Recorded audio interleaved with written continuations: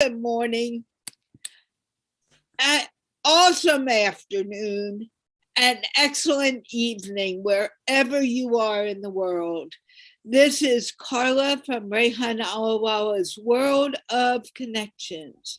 And today I have the honor of speaking with Nadia Jaffery, who is a well-known educator in Pakistan living in Lahore right now. Married, and I believe she has kids. She'll tell us about that in a moment. You know me, I am Carla, and I've been doing these interviews for a while with Rehan, and this is one more interview of one of the people who will be speaking at the English Literacy Conference this coming week. I believe she's speaking on Monday. Having said that, I want to remind you that this show, like all of my interviews, is sponsored by the Institute of Peace, which is an online organization promoting peace one conversation at a time. Nadia, can you please introduce yourself? Thank you so much, Carla.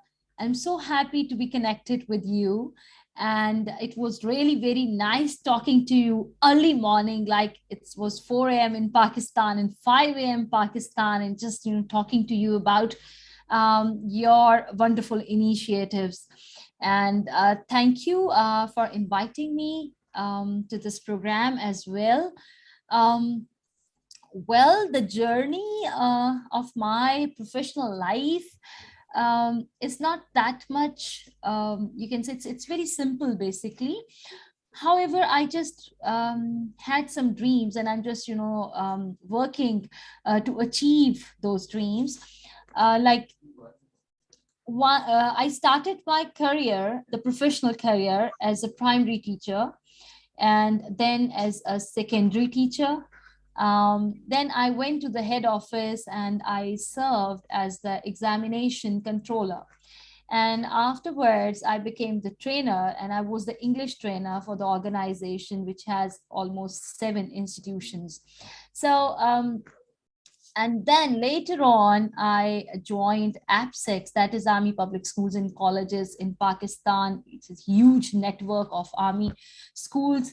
And I joined there as school evaluator and trainer.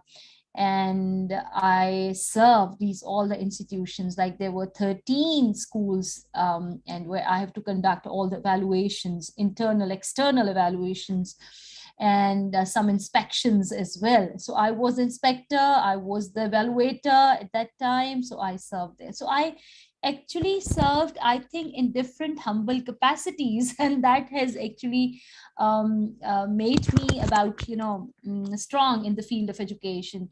And then the principalship, and definitely as educationist, as trainer, I served all over Pakistan. Especially my work is in KP and Punjab, like the province. These are the 2 provinces where I served the most. And I travel a lot in Pakistan. And because, with traveling, I was, serving different schools and colleges and universities, giving the motivational and very skill-based lectures and training sessions, workshops for the teachers. And I have right now almost conducted 40, like I have trained 45,000 teachers all over Pakistan, and some abroad as well, with these Zoom live sessions and online trainings as well. And these are all major is in face-to-face training. And then during COVID, I was very much in this online trainings and online teaching as well. So I'm basically a teacher, definitely, with all these designations. I'm CEO of Digital Talim. Digital Talim is my company, SSCP registered in Pakistan. This is digital, and Talim is an Urdu word which means education. So the company name is Digital Education, basically to promote digitalization in Pakistan. And from this platform, we also have conducted various programs, which are, a kind of a breakthrough for the teenagers. Like this was the Young Trainers Program, Teenagers Leadership Programs, Young Children Spoken English Programs, then Leadership and Management Programs. Then we have the Teachers Empowerment Program. And I've conducted almost 36 batches of Teacher Empowerment Program. And I think, Alhamdulillah, I have huge, I must say, the, not the followers, but I want the leaders in my life, that these followers become the leaders, and they are serving in their humble capacity.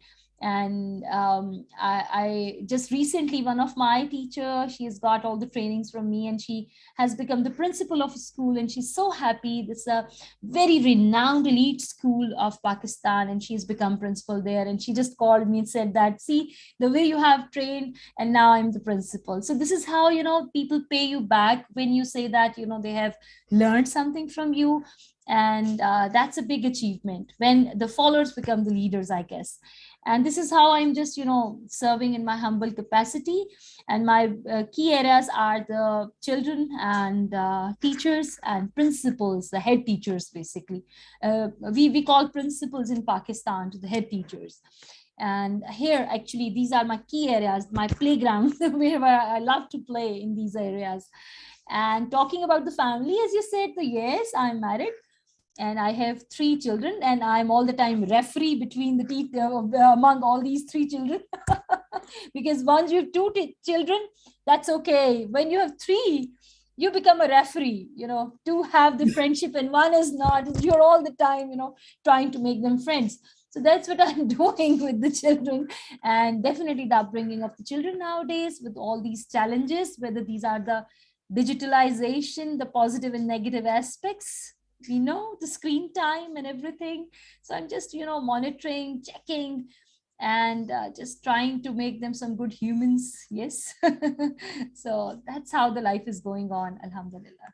Okay, I'm going to ask you to slow down on your speech, because people who are listening in English, but maybe their language is Urdu, when you're speaking very fast, sometimes it's very hard for them to understand. So when you slow down, it makes it easier. I'm having no trouble understanding. I know. Yes, obviously. You're native. Let's back up a few steps. You said you have 3 children. How old are the kids? The elder one is now 13 years old, and daughter. And then I have the younger daughter. She is 12 years old. And then I have my son, who is 10 years old. Wow. I have a show for children to practice speaking English every Sunday at 9:00 your time. Wonderful. I've just come to know on that day when we were on call. So I would definitely make them participate there so that they can learn from you as well. Well, they also gain experience and add confidence as they get in English. But let's go back to you. When did you get interested in being an educator? That's very interesting. I wanted to go to banking, and I went to the bank for the job. I was hired there, and I was happy to be a banker. I did not actually have that much background of banking, but I was interested, and I just said that I can go with that, and I got some, trainings for that. However, it was like the late hour sittings and all that, and my parents were worried that it's, too late to come to home, just think for a while and let's work on something else. Now, actually, I had the passion for teaching, but I did not know at that time. So I thought that better to go to a school job is, that less working hours, and I can come back like by 2:30 p.m. So I was hired in a school. Definitely, I went for all the demonstration and everything. So I was selected. The moment I entered the classroom, something, strange happened. I found a child who was a bully, and he was a very problematic child. It was very difficult to handle that child. And the moment I just tried all the strategy, it was a failure. I thought the teaching was very easy prior to that. But the moment I was handling the class, it was just grade three.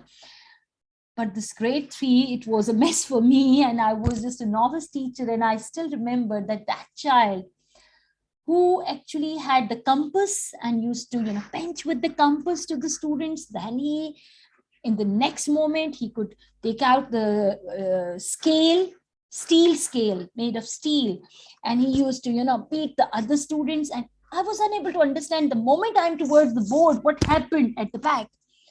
And that was the time, I think I always say that he was my first mentor, because he has taught me that how you are going to manage your class, and how you, that being a teacher, you're going to handle me. Now I started exploring that what is the problem with the child. I actually made a diary with his name, and this diary was just with his name. And I used to write my notes daily, that what strategy can I, and there was no training. Like at that time, I did not have much training. I was a novice teacher. I talked to my mother. I said that this kind of a child I'm unable to do. And I was writing and writing, making strategies. I've come to know with the passage of time that he's the one who is an early finisher. And he actually finished his work early, and that's why he's got that much time, and he's going to beat the and having the bully and having all this unproductive activities. So one thing I've got, that now I have to make some extra activities for him. Number two, I've seen that he was very much into the movies, which are based on fight, all the time fighting movies, and these kind of. So he was bullied because of he was watching these excessive use of these watching these movies. So he was the one who was, so I just talked to him. I asked him that these are the Disney programs, these ones, just watch the cartoons. If you're in grade three, I would love to discuss with you. And we started talking about these things. Then I used to have the corridor talks, the canteen lunch together with that child. And I've come to, and that was the starting. This is the time when I actually became educator for the first time in my life, because he taught me that this is the way a teacher should be. And then I've learned a lot many things from the child, and with the passage of time, he was the wonderful student of my class. And then I've came to know that there were 13 sections of grade 3, and all the teachers have said like this: please, ma'am, we cannot teach this child. And that's the reason the child was in my class, and it was a challenge for me being a novice teacher.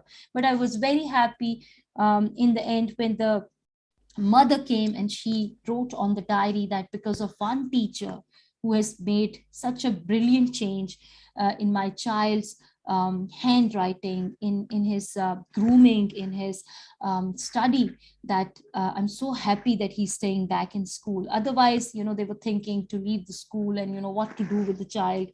And when she wrote that note, that was, I think, the biggest reward I've got that time.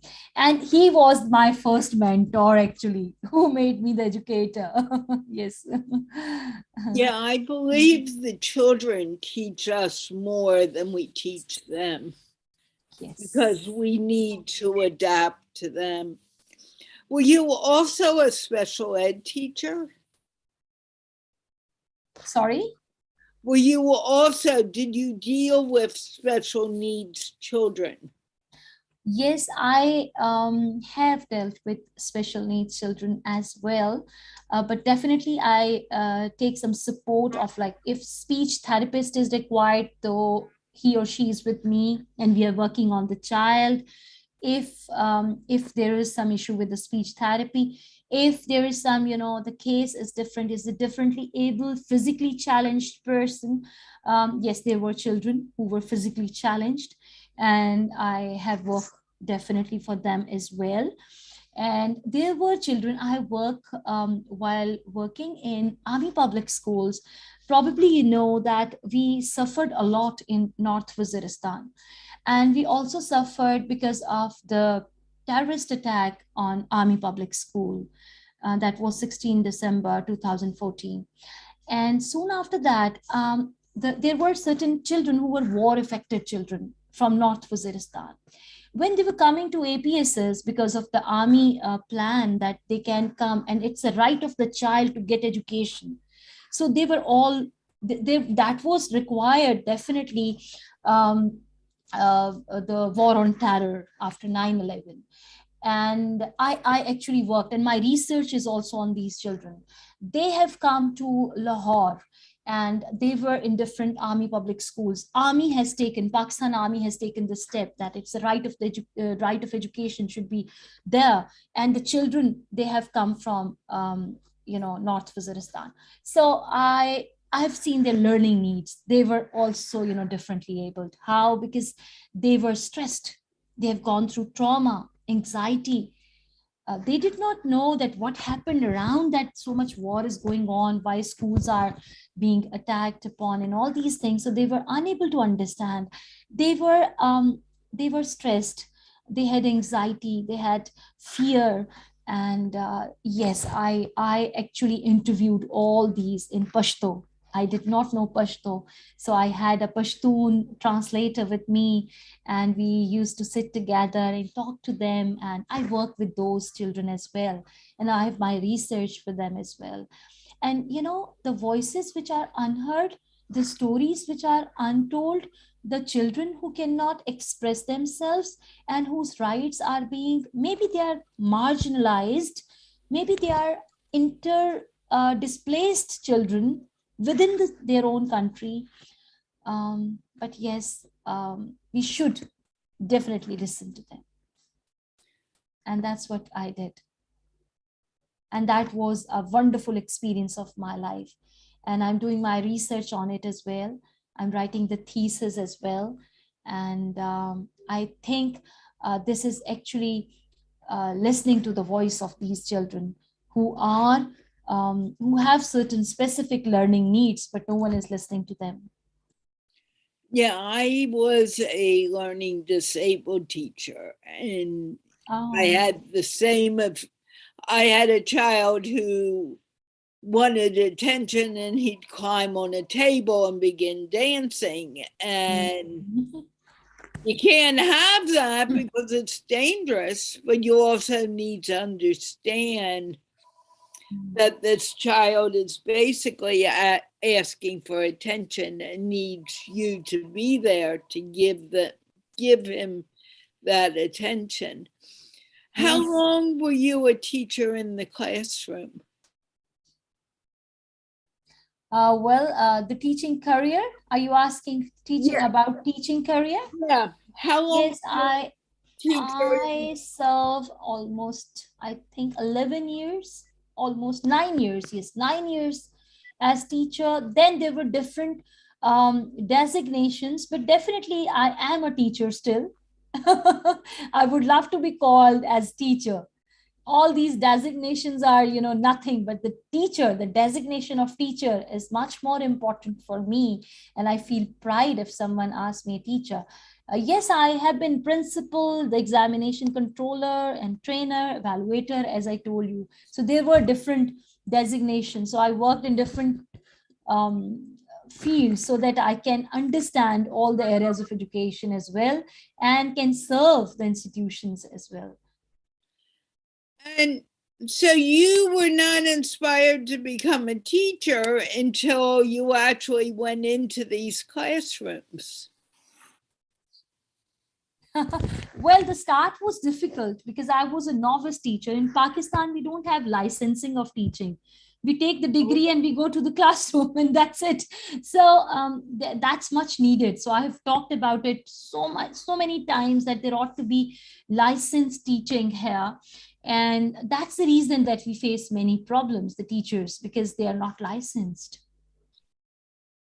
And what kind of license do you think is needed? Well, licensing I think that it's not all about just the knowledge a teacher has, but how to inculcate that knowledge, that is more important.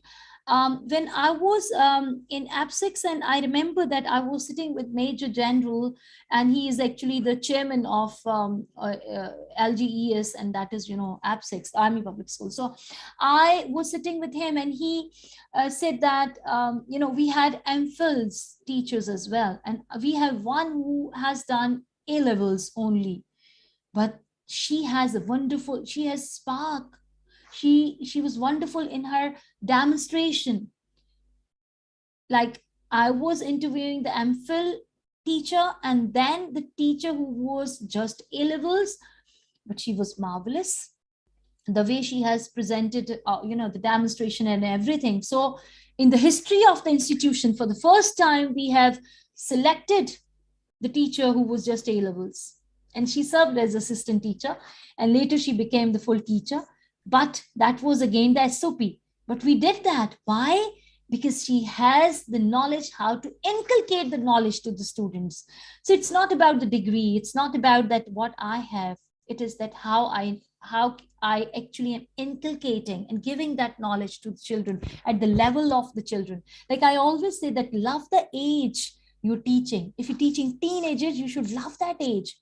If you're teaching playgroup, you're going to love that age, and then you can teach. Otherwise, we can't. And being a student, I've been debater as well, and being teacher as well. I just tried that I should inculcate that debates and speech and communication to my students. So I won all Pakistan debate competition when I was in my college.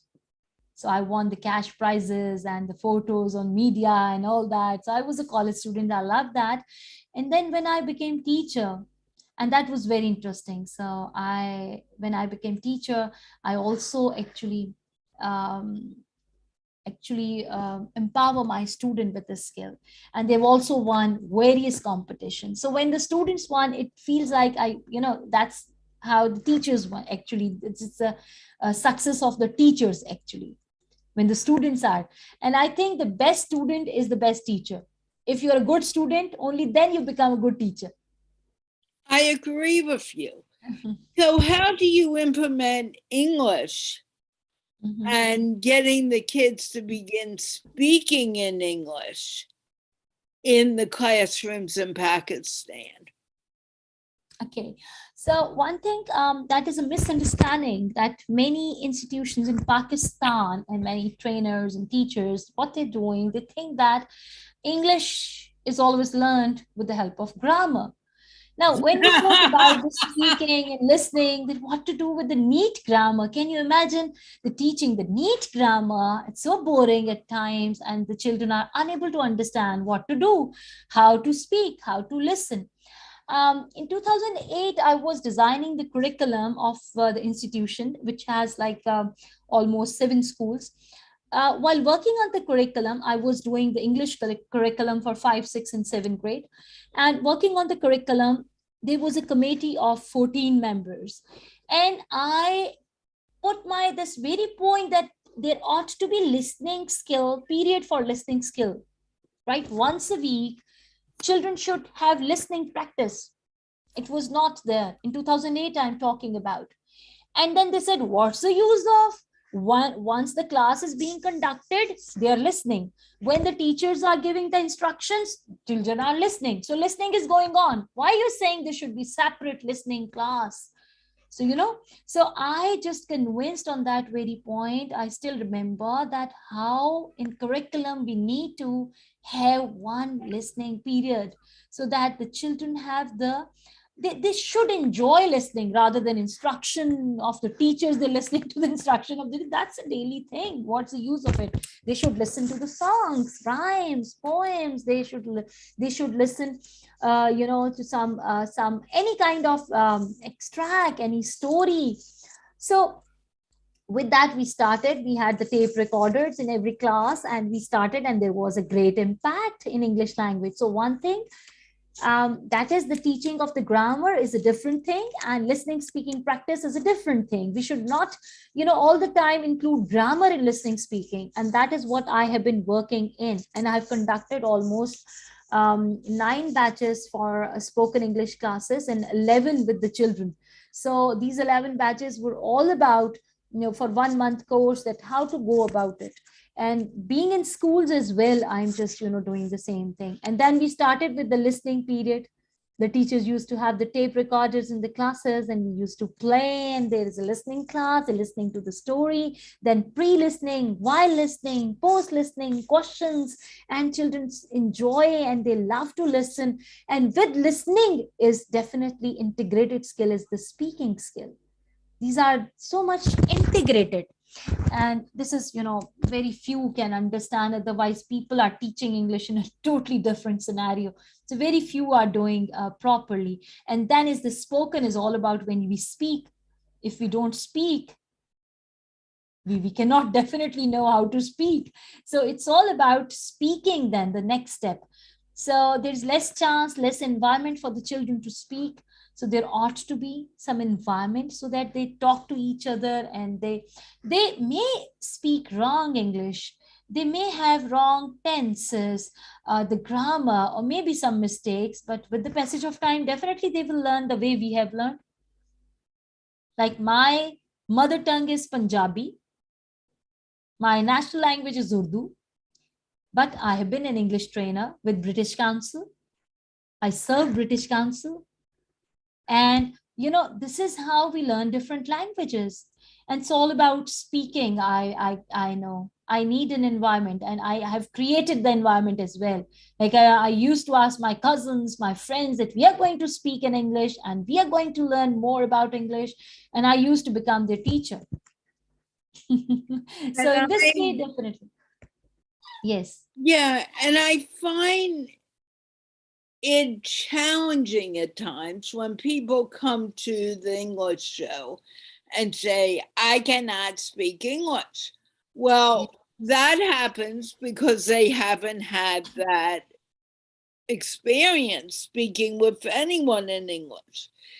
What are the chances? We need more literary circles for English, online and offline, like face-to-face and online, both. We need these kind of English circles where there are students, teachers, principals at all levels in different nations globally, as you're doing marvelous. So in this way, we need some connectivity so that we can understand the native language as well, how the natives speak. And if we cannot speak like the accent you all have, at least we can speak correct English. And that's important. I ask them, don't worry about the accent. It's okay if you don't have the accent. Like I don't have maybe the proper accent, but I know how to speak correct English. I just tried to speak correct English. So the correct pronunciation is more important than the accent. I think this we should be, we should not be worried about more things. And the moment you start thinking about so many worries that what will happen if I will commit a mistake, what will happen if my accent is not okay, what will happen if I will speak the wrong sentence in front of Carla, what will happen live. So this should be, I think, not this is not to be worried. Fearless efforts should be there. Take the first step, and then definitely you can. And that's what I deal with every day. People come in, I cannot speak English. And I'm like, exactly. You just said it beautifully. You can speak English. Mm-hmm. And I'm wondering what is being done in Pakistan to bring spoken English and not only grammar and reading and writing. Exactly. Because when you learn a language, and I remember Rehan saying this to me, I didn't want to do the program in the beginning because I never ever taught English. And he said, do you speak English? And I said, yeah, I've been speaking English all my life. What are you saying? Mm-hmm. And he said, that's all you need to do. And that's what is causing a lot of the problems, I believe, when it comes to having Pakistanis begin to speak in English. How do you feel about it, and what do you think needs to be done to improve this problem? Well, I think this ought to be done at all levels. With the children level, it's a different thing. Children are bold. Adults, they are a bit shy. Some of the middle-aged people, they think that they have done their degrees, they are into the business jobs and everything, so probably it's not the time to learn English. There is no time. We can always learn languages. And English, the moment we start reading, we start listening, and we start speaking, it's such a friendly language. That's what I've seen, that I was not masters in English. I was just a student when I have learned English. I did my IELTS, I did my spoken English from British Council, and I worked as an assistant instructor there. And then with the passage of time, I became the English instructor as well. And that was just for the initial classes. And at that time, we used to have the spoken English for women. One more thing in Pakistan, that is about the gender. So I will not call it gender disparity, but I will just mention it a little bit about the cultural aspect of Pakistan. And that's the beauty of every culture, and in our culture as well, that like the women, they prefer that the moment they are interacting with men, they have certain values and limits, and that's how they talk. So even when I'm conducting English classes, I ask them, in our culture, it's not necessarily important to have the eyeball contact. If there is a man in front of you and you're a female, you're not comfortable, and you are going to have an eyeball contact in your communication, it's okay. How you will do that? You will look at the forehead. You will look at the forehead. You're not going to have the eyeball contact, right? So you are going to look at the forehead of the other person. It's okay if it's just an opposite gender. So if there are certain gender barriers, we can always work on these as well, so that there ought to be maximum gender balance communication, because this will enhance the exposure of the women, because men have more exposure in Pakistan as compared to women generally. But there are women who are definitely working very hard, and I will include myself among those as well, being CEO, being a traveler, being a person who is just, has this passion to have the global perspectives, to work for the betterment of the world, for peace, for English, for teacher education and everything. So yes, women are leading, but there are certain values and limits. So yes, with carrying on with these things, like I talk about one thing, that is, how to have the eyeball contact. This is a simple thing. So just like that, I just think that more opportunities for the creation of the environment, that is very important.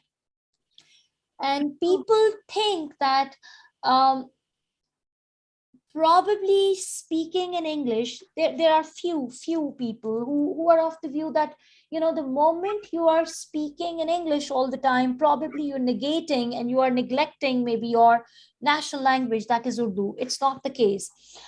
This is a modern era in which, even English, and when you think beyond English, there are many languages, and we need to be multi language expert.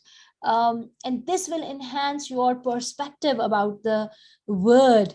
You will be more, I must say that you will have a perspective, a global perspective, for gender balance approach, for inclusion, for diversity. Otherwise, you're just a frog in the well. It's not going to work upon. So English in this way is language which is connecting one nation to other nations, one culture to other cultures, one tradition to other traditions. And that's the beauty of this language, I guess. But also, you said something very important. English is the global language.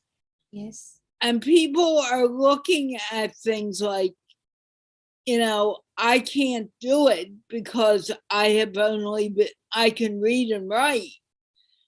And my thought is, if you can read and write, you can speak. You start speaking before you even learn to read in your language. And writing comes even a year or two later. So why are you saying that you cannot do something which is the easier part of everything? How do you feel about that? Well, obviously, unfortunately, we have so many masters in English as well, but they can read, they can write, but definitely they cannot speak. Speaking is entirely, Whoa. it's not a matter of degree. Let me stop. They cannot speak because they're thinking that in their head. If you can read and write, speaking is much easier than reading and writing. So Yes, how can exactly. we incorporate more speaking in the Pakistani schools?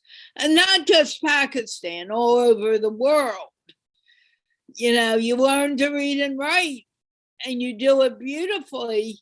You can also speak. You can speak right this moment. Well, there are certain requirements when we talk about speaking. Like if any language, if I ask you like to speak Urdu, definitely you need someone to speak Urdu first with. Right. Like whom you're going to speak with. They're very you may find less people speaking in English at homes. Hardly you will find people speaking in English at home. You will find less people speaking in English, in their families as well, with the friends as well. They're comfortable in their regional, or maybe when you talk about the national language. So that's one of the reasons they're not getting environment to speak in English. But they read, they love reading, and they are into reading since they're great playgroup even. So they are reading from the books, that this is English is very much part of curriculum from playgroup. So till bachelor's, till the 14 15 or years education, we have English as a compulsory subject. So they are reading, they are all the time reading. But yes, teachers don't speak. When the teachers don't speak, children cannot speak.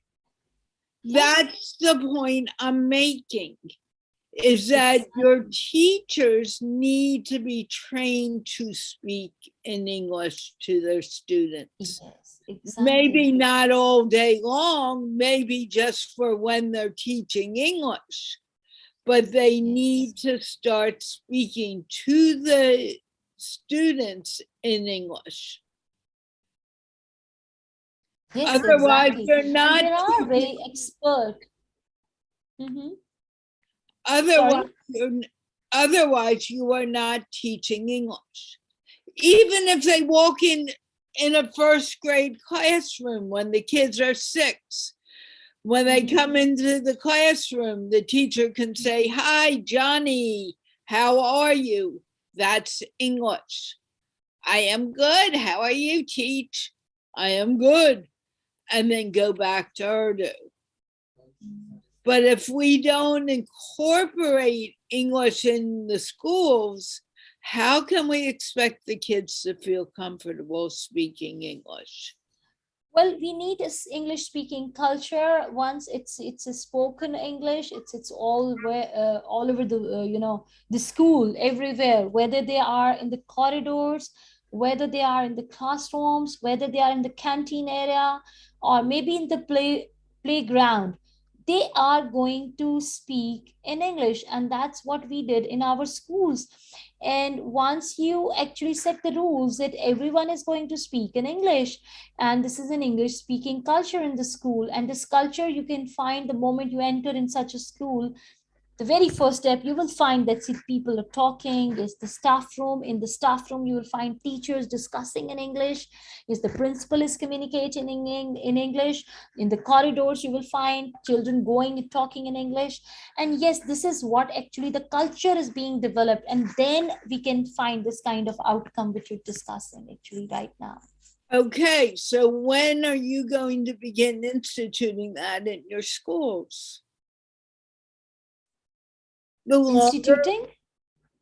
begin executing, making sure that the schools are promoting English. Well, execution. All right. Um, well, whenever, like, I have been to different schools, so I just tried it's there as I talked to you, that whether it was the curriculum intervention of the listening skill period, whether it was this English speaking culture we have developed. And we have very good schools in Pakistan which are inculcating English language culture in their schools, and they're working very well. And the children, even they cannot even speak Urdu. So they're that much into English that they cannot speak Urdu. So yes, there are institutions who are excellent in it. And they are, how they are promoting, the way I said, that one thing is the culture, the other is the parents interview, that whether parents know about English. If they cannot speak, they actually set extra timing for with the children so that they learn the language. And definitely the teachers have an important role to play.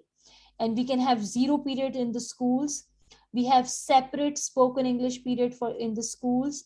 We have after school spoken English classes face to face, because children learn more in it. And then last but definitely not the least is the online classes or live Zoom sessions with the children to inculcate the spoken English skill. And this definitely can be very helpful. All English teachers can sit together and work like that for the schools in this way. So when is that going to begin? Because what you're doing now, by not encouraging the students to speak English, you're really creating people who are afraid to ever open their mouths and say a simple hello to someone. How are you? Yes, we are working on it, and there are many schools which are doing it. Some of them maybe they don't think it is as a language culture in the school, so it's okay with them. But yes, maximum we are working on it. And yes, now in Pakistan we're also working with on Chinese language as well. Okay. Do you have anything else that you would like to share with our audience? I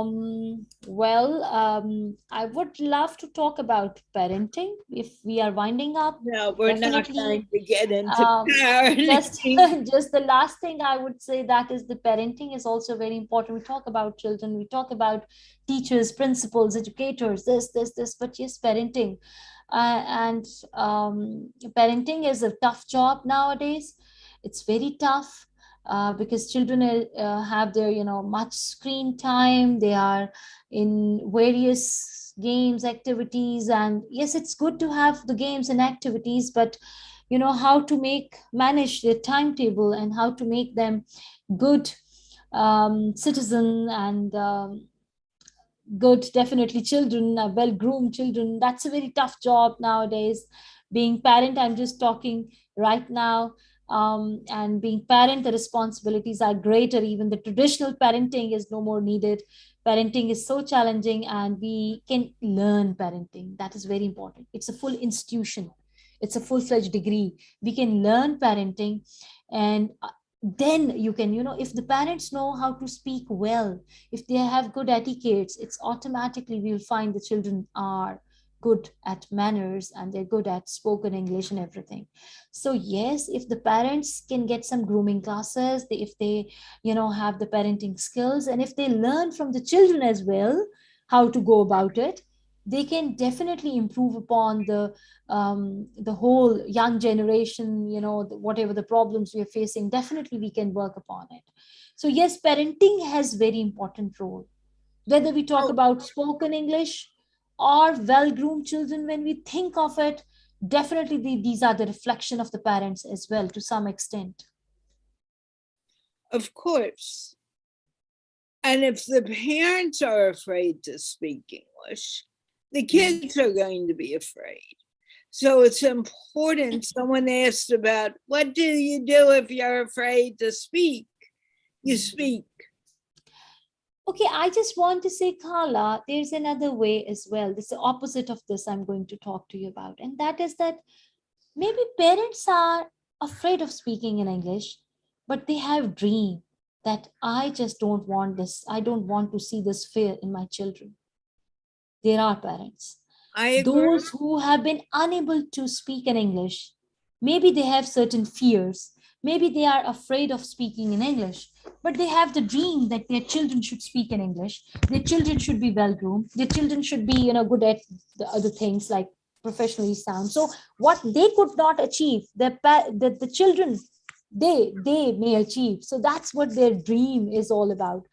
And then they put extra efforts that the children should learn the languages, they should go ahead, they should lead the word. And then these are the lackings. I was the other day I was listening to a scholar. He talked about it, that children are the extension of the parents. At times they think that these are our extensions. Whatever we have not achieved in the life, the children should achieve, right? Actually it is not the case, but this is how parents think.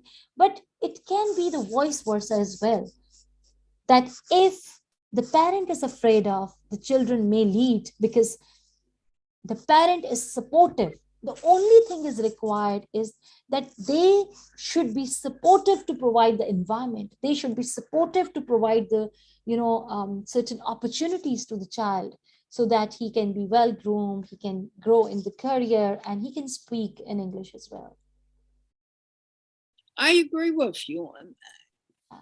The parents also need to, the parents are a part of the educational process. Yes. So it's important to involve them in education. What are your last final comments that you want the audience to take away from this? Okay, the last comment. Well, one thing is that we should not care about the people. I've seen many people thinking about the people. That what about my uncle, my cousin, my friend, my ABC, whosoever is going to talk about it, and if I'm lagging behind, what will happen? These are certain fears, and we should come out of these fears.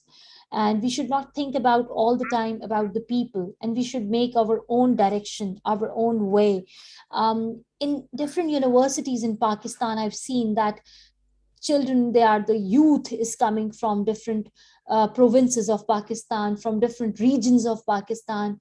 Like there are Pashtuns, there are Balochi, there are Sindhi, but they have problem in speaking in English. They're good at Sindhi, they're good at Balochi. I've been to different universities. I did my MPhil in educational leadership and management with my 3 children. So I've been to universities recently, as student as well, and then as teacher as well.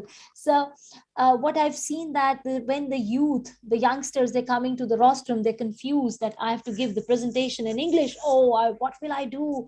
I'm a Balochi, so I'm good at Balochi language. I'm good at Urdu, but I don't know. So the moment they have to do their viva in English, they have to do their presentations in English, they have to write their articles in English.